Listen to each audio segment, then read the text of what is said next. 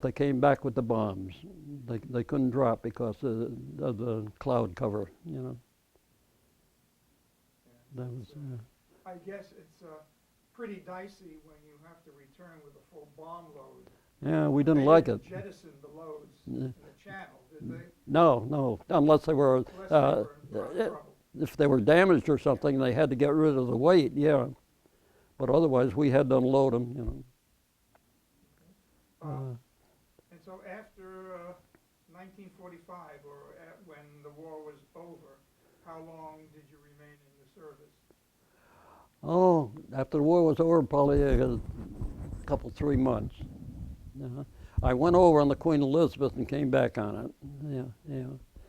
And I know when we went to what's that place in New Jersey across from New York City? The big, everybody left from there. Yeah, it was right next to Fort Dix. Yeah. I forgot the old age, you know. But I know they put me in charge of the train for the guys going up to Fort Devens, Massachusetts. That's where I went in. So they send you back there to be discharged. And I had a roster. Was it McGuire Air Force Base? No, it's in that No, book. the one that was in New Jersey. Mm. That was the big Air Force base. McGuire. No, it wasn't an Air Force base. Everybody left from there, you know. Yeah. Okay, so you came back on the Queen Elizabeth to New York. Yeah. Geez, just look in that book there, you find the name. I can't think of it. It wasn't an Air Force base, though. It was just another Army base. Yeah, Army base. So they had me in charge of the roster of all the guys going up to Fort Devens. I started reading them off, you know, the roll call. And 2 or 3 of them didn't answer, so I sent a guy up the barracks, thinking they overslept or nothing. But they weren't. They had taken off for home before they got their discharge. So I don't know whatever's gone. So when I got the boy, my thoughts. Yeah. You're talking about the guys that went home and didn't get their discharge. Oh yeah, but while I was waiting to come back to the States, you know, after I decided not to go to Europe, they made an MP. And it was a base that was empty, just a headquarters squadron was there. And I was in charge of the jail with all the cells and everything. I had a 45 on me, you know, and so my main duty was the raising and lowering the flag. But during that time, there's 2 guys that came in and gave themselves up. They had been AWOL in London or whatever, so seeing we were all going home, like giving themselves up, so all I did was I took them up to headquarters. I never know what happened to them. And then you finally were discharged. When? When were you finally discharged? September and 45, yeah. Dates, I can't remember. My wife should be back. She remembers dates. And just, you don't have to go into too deep, but what did you wind up doing with your life after the military? What's that? What did you wind up doing with your life after the military? After the military? Well, before I went in, I was a soda jerker in Howard Johnson. See? And I also worked for my father. He was a chef in the Williamstown, Massachusetts, at Williams College. He was a chef in the fraternity house, which I was there. So I really didn't have any experience. But at that time, they had called up the National Guard. And all my friends had gone, you know, so I was lost. I was in high school. I was in 3rd year high school. And I couldn't get a job. We were very poor back then. That was the end of the Depression, you know. And so I decided to enlist. I thought of the Navy, but that was 4 years, and the Air Force was 3 years, so I decided to go in the Air Force, yeah. But after you got out of the Army... Okay, and then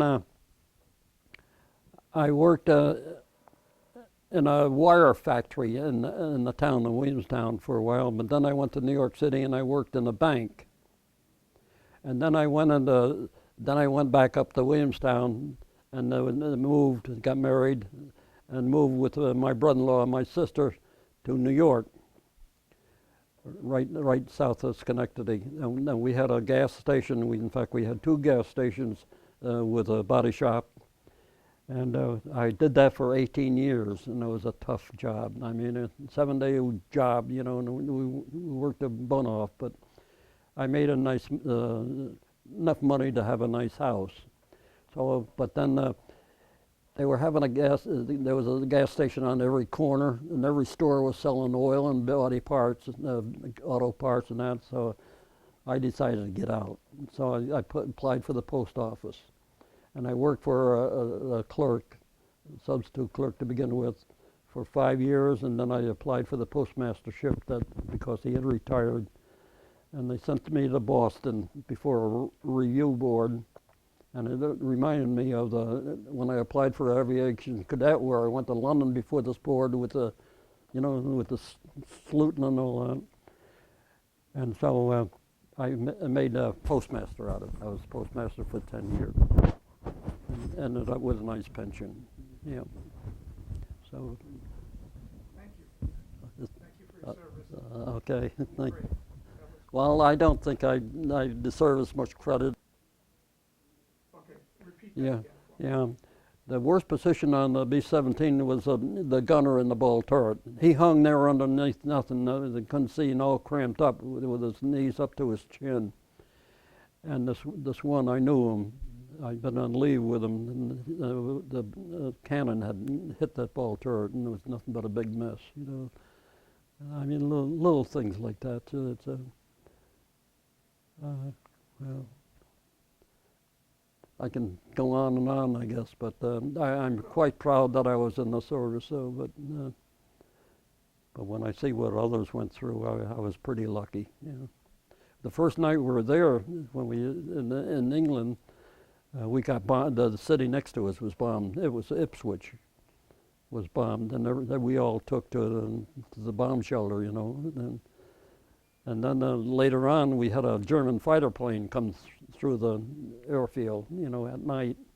So that didn't do any damage. But did you experience any V-1s? it's a big the truck. What the heck they call them now? I forgot now. But it has a big iron bumper on the front. Well, he had his foot on the outside of the Jeep, and it went against that bumper, and his leg went right up, boom, like that, you know, broke right off. And so we rushed him up to the doctor, and the doctor, he was wonderful. Everybody liked him. And the medics came rushing out and gave him morphine and that. So then when they sent me up to Lancashire, England, to go back to the States for pilot, who do I see but him? They had him in the kitchen. He was limping around. I guess he was ready to go back to the States. And I mean, instances like that where you're, yeah. Well, okay. Yeah. Thank you, sir. Okay.